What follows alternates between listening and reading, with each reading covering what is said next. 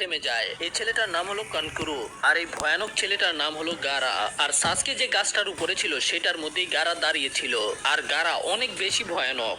সাসকে অবাক হয়ে মনে মনে বলে যে সে এখানে কখন আসলো, আমি তো তার শব্দও শুনতে পাইনি। এদিকে থার্ড হোকাগে সকল নিনজাদের সাথে একটা মিটিং অর্গানাইজ করে, যেখানে তারা চুনিন এক্সাম সম্পর্কে আলোচনা করছিল। এখন থেকে ঠিক 7 দিন পরে তোমাদের গেনিনদের পরীক্ষা নেওয়া হবে, আর যারা ওই পরীক্ষার মধ্যে সবচেয়ে ভালো করবে তাদেরকে চুনিন বানানো হবে। এদিকে গারা কনকুরুকে বলছিল, তুমি এখানে কি টাইম পাস করছো? তোমরা কি ভুলে গেছো আমরা এখানে কেন এসেছি? কনকুরু বলে যে আমি তো শুধু এদের সাথে মজা করছিলাম, কিন্তু গারা বলে যে চুপ করো, নয়তো আমি তোমাকে প্রাণে মেরে ফেলবো।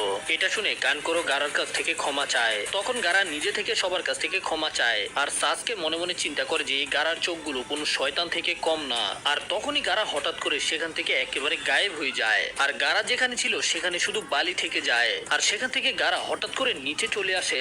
তারপরে তারা তিনজনেই সেখান থেকে যেতে শুরু করে। তখন সাকুরা এদেরকে বলে যে তোমাদের হেডব্যান্ড দেখে মনে হচ্ছে তোমরা এই ভিলেজের না, তোমরা অন্য কোনো ভিলেজ থেকে এই ভিলেজের মধ্যে এসেছো। তোমাদের কাছে কি পারমিশন আছে যে তোমরা এই ভিলেজে ঢুকতে পারবে? তখনই ওই মেয়েটা নিজেদের পারমিশন দেখায়, আর মেয়েটা বলে যে আমরা এখানে চুনিন এক্সাম দেওয়ার জন্য এসেছি। এতে নারুতো জিজ্ঞাসা করে এই চুনিন এক্সাম আবার কি?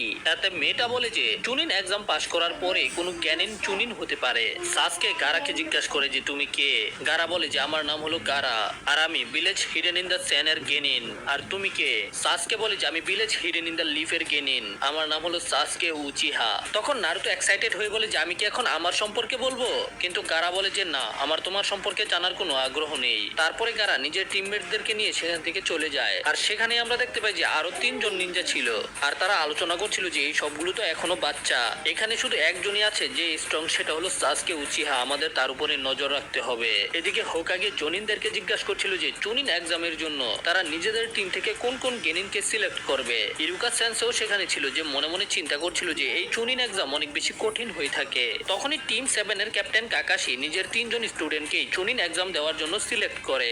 এটা শোনার পরে ইরুকা সেন্স একটু ভয় পেয়ে যায়। তারপরে কুরুনাই সেন্সও নিজের টিম থেকে হিনাটা, কিবা এবং শিনো 3জনকে সিলেক্ট করে। তারপরে টিম 10 এর আজুমা সেন্সে ইনো, শিকামারু এবং চোজির নাম নেয়। তখন ইরুকা সেন্সে হোকাগেকে বলে যে এই 9জন নিনজা আগে তার স্টুডেন্ট ছিল, এই কারণে তার মনে হয় যে এখনো তারা চুনিন এক্সাম দেওয়ার জন্য রেডি না, আর নারুতো তো কোনোভাবেই এই এক্সামের মধ্যে টিকতে পারবে না। কিন্তু তখন কাকাশি বলে যে তোমার চিন্তা করার দরকার নেই, নারুতো আমার স্টুডেন্ট, আমি এখন খুব ভালোভাবে জানি যে নারুতো কি করতে পারে আর কি করতে পারবে না। তখন ইরুকা রেগে গিয়ে বলে যে কাকাশি তুমি তো জানো এই পরীক্ষাটা তাদের জন্য ভয়ানক হতে পারে, এতে তাদের জীবনও চলে যেতে পারে। তখন লর্ড হোকাগে বলে যে মেন এক্সাম দেওয়ার আগে এদেরকে একটা টেস্ট পরীক্ষা দিতে হবে, যদি তারা ওই পরীক্ষাতে পাস হতে পারে তাহলেই তারা চুনিন এক্সাম দিতে পারবে। তারপরের সিনে আমরা দেখতে পাই যে আবারও টিম 7 কাকাশির জন্য অপেক্ষা করছিল, আর তারপরে কাকাশি এসে এদের 3জনকে বলে দেয় যে সে এদের 3জনের নাম চুনিন এক্সাম দেওয়ার জন্য সিলেক্ট করে দিয়েছে, আর যদি এখন তাদের মনে হয় যে তারা এখনো রেডি না তাহলে তারা আরো 1 বছর অপেক্ষা করতে পারবে।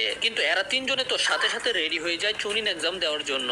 আর নারুতো তো অনেক বেশি এক্সাইটেড ছিল এই পরীক্ষাটা দেওয়ার জন্য, আর নারুতো কল্পনা করতে শুরু করে যে নারুতো সাসকে এবং কনকুরুকে হারিয়ে নাম্বার 1 পজিশনে চলে গেছে, আর তারপরে নারুতোকে সরাসরি 5th হোকাগে বানিয়ে দেওয়া হয়েছে। কিন্তু সাসকে চিন্তা করছিল সাসকে গারার সাথে লড়াই করতে পারবে। আর আমরা দেখতে পাই যে তখন লিভ ভিলেজের মধ্যে চুনিন এক্সামকে দেওয়ার জন্য অনেক দূর দূর থেকে লোকেরা আসছিল। তারপরে আমরা লিভ ভিলেজের আরো একটা স্কোয়াডকে দেখতে পাই যাদের